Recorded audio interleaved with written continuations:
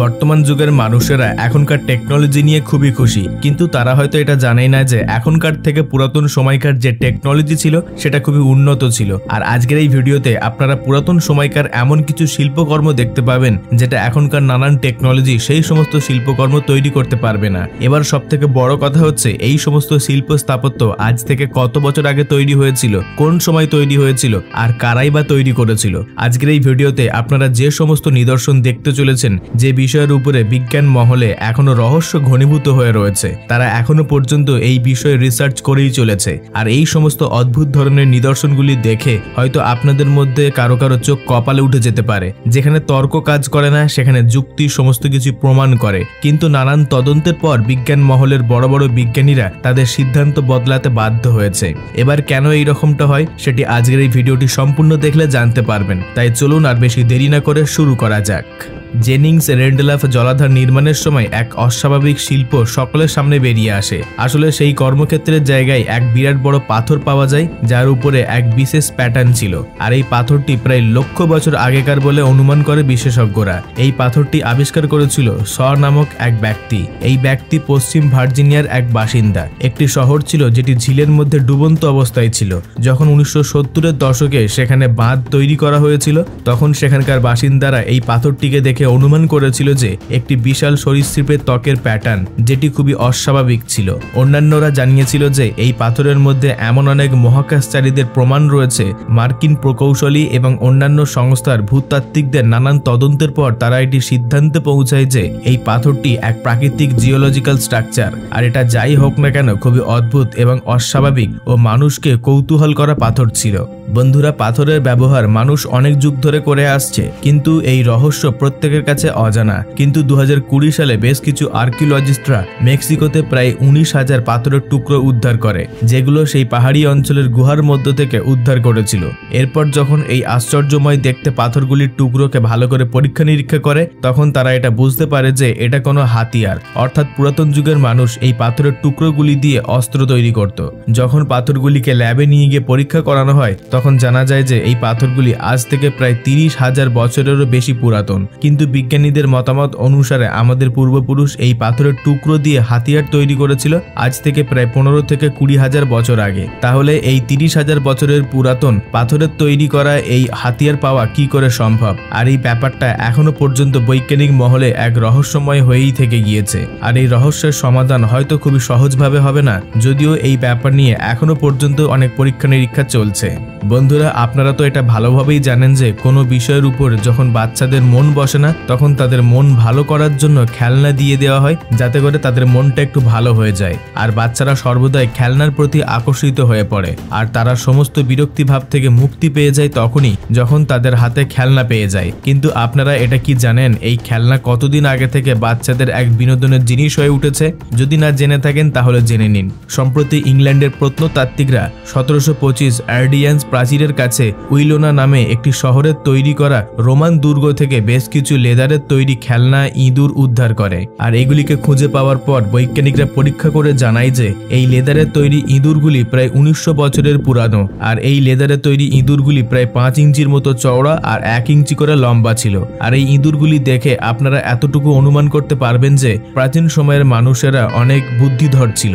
শুধু তাই নয়, ইঁদুরের আকৃতিতে তৈরি করা এই লেদারের খেলনাগুলির উপরে ভালো রকম কারুকার্য করা আছে, যাতে করে ইঁদুরগুলি আরো ভালো করে বোঝা যায়। আর এই খুঁজে পাওয়া লেদারের তৈরি ইঁদুরের খেলনা এক অবিশ্বাস্য আবিষ্কার বলে মনে করা হয়।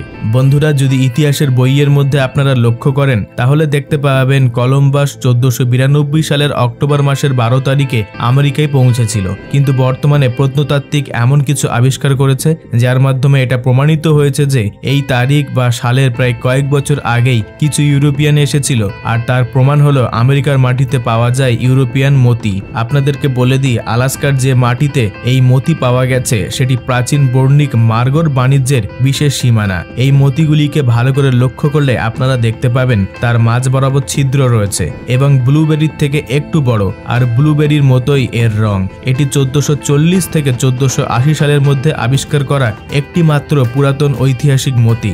এই মতিকে পাই স্ট্রিং এর রেডিও কার্বন দিয়ে পরীক্ষা করা হয়েছে। এই মতিগুলিকে লক্ষ্য করে দেখলে আপনারা স্পষ্ট বুঝতে পারবেন যে এগুলিকে বিশেষ গহনা রূপে ব্যবহার করত তখনকার মানুষেরা। কিন্তু সবথেকে বড় রহস্য হচ্ছে এটাই যে যখন কলম্বাস 1492 সালে আমেরিকায় পৌঁছায়, তাহলে তার আগে এই মতি কিভাবে আলাস্কায় পৌঁছায়। আর এই রহস্য আজও বিজ্ঞান মহলে ভীষণ চর্চার বিষয় হয়ে রয়েছে। 1872 সালে সাকি লেকের ধারে সৈনিকদের ফাইটের জন্য একটি বিরাট বড় পোস্ট তৈরি করার জন্য গর্ত খোঁড়া হচ্ছিল। তখনই সেই গর্ত থেকে তারা উদ্ধার করে একটি অদ্ভুত দেখতে ডিম্বাকৃতির শিল্পকর্ম। এই অদ্ভুত দেখতে জিনিসটি যখন বৈজ্ঞানিক মহলে পৌঁছায়, তারা এটি দেখে জানিয়ে দেয় যে এটি কোনো প্রাকৃতিকভাবে সৃষ্ট নয়। এই ডিম্বাকৃতি তৈরি পাথরের উপরে আলাদা আলাদা হাতিয়ার দিয়ে খোদাই করা হয়েছে। শুধু তাই নয়, পাথরটির উপরে সিল্কি কোনো জিনিস দিয়ে পালিশ করা হয়েছিল। এই পাথরটি মাত্র 4 ইঞ্চি ছিল, কিন্তু এই এত ছোট পাথরের মধ্যে যে শিল্পকর্ম ছিল সেটা সকলকে অবাক করে দিয়েছিল। এই ডিম প্রকৃতির পাথরটির উপরে অদ্ভুত ধরনের শিল্পকর্মের জন্য পাথরটিকে জ্যোতির্বিদ্যা সংক্রান্ত অনুলিপি হিসাবে চিহ্নিত করা হয়েছিল। গবেষকরা এই পাথরটিকে নানান গবেষণার মাধ্যমে একটি তথ্য বার করে যে তখনকার জনজাতির মধ্যে যে বিবাদ সৃষ্টি হতো, সেই বিবাদ মেটানোর জন্য এই পাথরটি প্রাথমিকভাবে ব্যবহার করা হতো। কিন্তু এই বিচার বেশিক্ষণ স্থায়ী থাকেনি। তারপরেই আরও তথ্য বেরিয়ে আসে যে এই পাথরটি বাস্তবিক কোনো প্রাচীন উপকরণের যন্ত্র মাত্র।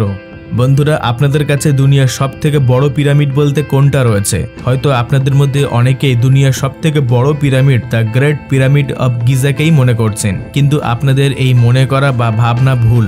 দুনিয়ার সবথেকে বড় পিরামিড মেক্সিকোতে অবস্থিত রয়েছে। আর এই পিরামিড এতটাই বড় যেটা দেখলে বিরাট পাহাড় বলে মনে হবে। আর এই পিরামিডকে সেখানকার মানুষেরা নাম দিয়েছে লাচি হুলেট প্যাডাল। এছাড়াও এই পাহাড়টিকে না হোটেল নামেও জানে। এর অর্থ হচ্ছে এই পাহাড়টি হাত দিয়ে তৈরি করা। এছাড়াও সমগ্র দুনিয়াতে এই পিরামিড বা পাহাড়টি সবথেকে বেশি যে নামে পরিচিত রয়েছে সেটা হলো চুলুলার। এই পিরামিড শুধুমাত্র সমগ্র বিশ্বের সবথেকে বড় পিরামিড তা নয়, এটা সমগ্র পৃথিবীর সবথেকে বড় স্মৃতিস্তম্ভ বলা চলে। এই পিরামিডটি প্রায় 1,30,000 কিউবিক ফুট লম্বা, যেটি the great pyramid of geyser থেকে দ্বিগুণ বড়। আর এই সমস্ত কিছু বর্ণনা পেয়ে আপনারা এটা নিশ্চয়ই বুঝে গিয়েছেন যে এই পিরামিড কতটা আমেজিং আর কতটা আকর্ষণীয় একটি স্থান পর্যটকদের কাছে। বন্ধুরা, আপনাদের মধ্যে যারা যারা দক্ষিণ ভারতে ঘুরতে গিয়েছেন বা যারা যারা সেখানকার স্থানীয় বাসিন্দা, তারা হয়তো এটা ভালোভাবেই জানে যে দক্ষিণ ভারতের এমন বেশ কিছু দুর্গ আছে যেগুলি সেখানকার ঐতিহাসিক এবং স্থাপত্যকে এক আলাদা দৃষ্টান্ত এবং ইতিহাসের পরিচয় দেয়। কেরালা, তামিলনাড়ু, কর্ণাটক ইত্যাদি শহরে আজও এখনো পর্যন্ত এমন বেশ কিছু প্রাসাদ বা দুর্গ রয়েছে যেগুলো ইতিহাসের এক পরিচয়। তেমনি তেলেঙ্গানার ওয়ারাঙ্গল শহরের মধ্যে অবস্থিত ওয়ারাঙ্গল দুর্গ সেই সমস্ত প্রাচীন দুর্গ এবং প্রাসাদগুলির মধ্যে অন্যতম আরেকটি ঐতিহাসিক স্থাপত্য। এই অসাধারণ দেখতে দুর্গটির নির্মাণ প্রায় দ্বাদশ শতাব্দীর সময় কাকতি রাজবংশের রাজা গণপতি দেব করেছিলেন। কিন্তু যখন গণপতি দেবের মৃত্যু হয়ে যায়, তখন অসম্পূর্ণ থেকে যাওয়া দুর্গটি সম্পূর্ণ নির্মাণ করায় তার কন্যা সন্তান রুদ্রমা দেবী এই দুর্গের উপরে প্রায় অনেকবার হামলা করা হয়েছিল। এছাড়াও এই দুর্গের অন্তর্ভাগে অবস্থিত একটি বিশাল শিবলিঙ্গ রয়েছে, যেটি দেখতে অনেকটা নলাকার আকৃতির। আর সেই শিবলিঙ্গের উপরে বেশ কিছু চিহ্ন রয়েছে। এবারে সবথেকে আশ্চর্যের বিষয় হচ্ছে এটাই যে সেই সময় কি এমন টেকনোলজি ছিল, যখন এই লিঙ্গের উপরে ডিজাইন করা হয়েছিল তখন একটুও তাদের মিস্টেক হয়নি। কারণ এখনকার দিনে কোনো ডিজাইন করতে গেলে মানুষের বহুবার ভুল হয়ে যায়, যার ফলে তারা আবারও নতুন করে তৈরি করে। কিন্তু বৈজ্ঞানিকরা এই শিবলিঙ্গের উপরে ফুটে ওঠা চিহ্নগুলিকে পরীক্ষা করে জানায় যে এগুলিকে একবারেই তৈরি করা হয়েছে, অর্থাৎ শিবলিঙ্গের উপরে দ্বিতীয়বার কোনো আঁচড় কাটা হয়নি, যার ফলে আজও পর্যন্ত এই বিষয়ে অনেক রহস্য লুকিয়ে রয়েছে। ডেলফি হচ্ছে এক প্রাচীন শহর, যেটি সবথেকে গুরুত্বপূর্ণ গ্রিক মন্দির এবং অ্যাপোলোর মন্দির হিসেবে পরিচিত রয়েছে। এটি কোরাঙ্কি উপসাগর থেকে প্রায় 6 মাইল দূর মাউন্ট পারনাসের খাড়া নিম্ন ঢালে ফোকাস এরিয়াতে অবস্থিত।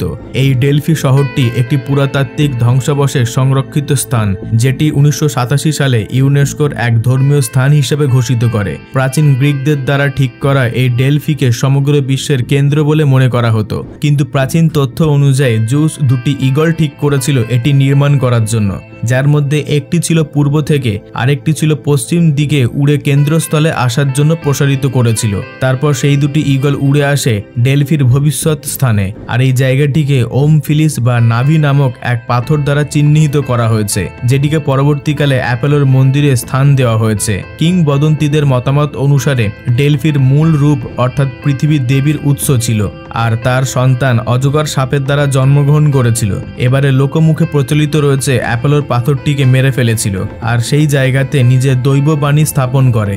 বন্ধুরা, বর্তমান যুগের মানুষেরা চোখে দেখা জিনিসে বিশ্বাস করে, কিন্তু চোখে দেখা সত্ত্বেও পুরাতন সময়ের কিছু জিনিসের উপরে বর্তমান যুগের কোনো মানুষ বিশ্বাস করে না। সেটা এই ভিডিওর মাধ্যমে জানতে পারবেন। আমেরিকার ইসকনসিনের বরাবরুতে একটি ম্যান মাউন্ট রয়েছে, আর সেটা এই ড্রোন ভিউয়ের মাধ্যমে আপনারা পরিষ্কার দেখতে পাচ্ছেন। কিন্তু প্রাচীন এই অদ্ভুত ধরনের দেখতে ম্যান মাউন্ট দেখেও কোনো পরোয়া না করে সেই জায়গার একটি কন্ট্রাক্টর তার নিচের অংশ দিয়ে রোড তৈরি করে দেয়, যার ফলে দারুণভাবে ক্ষতিগ্রস্ত হয়েছে এই প্রাচীন আকর্ষিক দৃশ্য।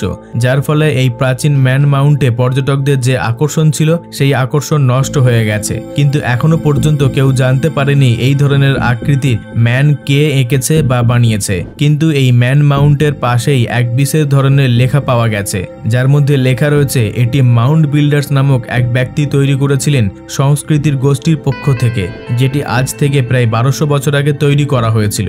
যার ফলে এই রহস্য অনেকের কাছে আজও কৌতূহলের কারণ হয়ে দাঁড়িয়ে রয়েছে।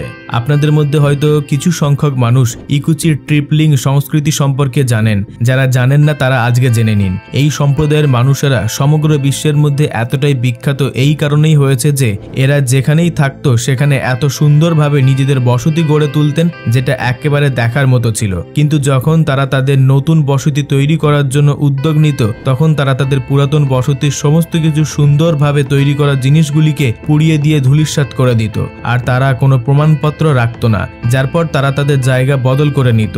আর এদের এই প্রমাণ পাওয়া যায় রোমেনিয়াতে, আর এদের যে অস্তিত্ব পাওয়া যায় সেটা প্রায় 7500 বছরের পুরাতন। কিন্তু যখন এই বিষয়ের উপরে আরো পরীক্ষা নিরীক্ষা করা হয়, তখন তাদের আরো বেশ কিছু অস্তিত্ব পাওয়া যায় মলদোভা এবং ইউক্রেনে, আর সেই সমস্ত অস্তিত্ব থেকে জানা যায় তাদের এই প্রজাতি শেষ হয়ে যায় আজ থেকে প্রায় 2700 বছর আগে। কিন্তু সবথেকে বড় রহস্যময় ব্যাপার হচ্ছে এটাই যে যখন তারা তাদের সমস্ত অস্তিত্ব মিটিয়ে দিতে চাইতো, তাহলে তাদের হাতে করে তৈরি করা মাটির পাত্রগুলি সেখানে কেন ছেড়ে দিত? সেগুলি কেউ তো নষ্ট করে দিতে পারত, আর এই কারণে এখনো পর্যন্ত বেশ কিছু জিনিস রহস্যময় হয়ে রয়ে গিয়েছে। বন্ধুরা, আমাদের আজকের এই তথ্যপূর্ণ এপিসোড এখান পর্যন্ত। ভিডিওটিকে একটি লাইক দিয়ে সকলের সঙ্গে শেয়ার করে দেবেন। এই বিষয়ে আপনাদের কি মতামত রয়েছে নিচে কমেন্টে জানাবেন। আর আপনাদের মধ্যে যদি কেউ নতুন দর্শক হয়ে থাকেন তাহলে সাবস্ক্রাইব করে আমাদের পাশে থাকবেন। সর্বশেষে থ্যাঙ্কস ফর ওয়াচিং।